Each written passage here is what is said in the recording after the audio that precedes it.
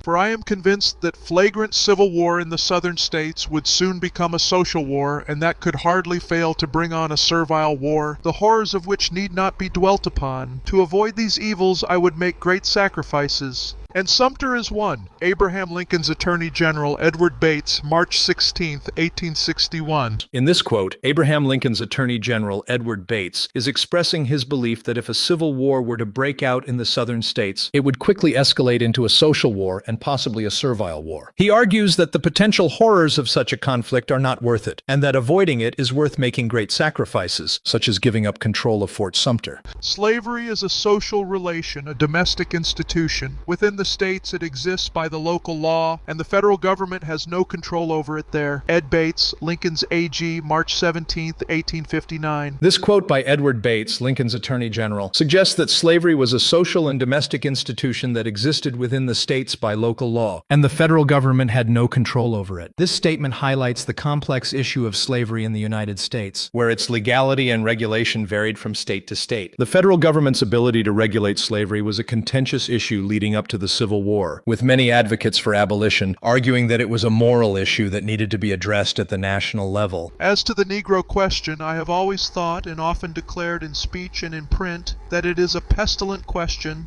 the agitation of which has never done good to any party, section, or class, and never can do good. Edward Bates, Lincoln's AG, February 24, 1859. Edward Bates, who was Abraham Lincoln's Attorney General, expressed his belief that the Negro question was a problematic issue that had never brought any benefits to any political party, region, or social class, and was unlikely to do so in the future. He considered the issue to be a pestilent question that only created more conflict and tension.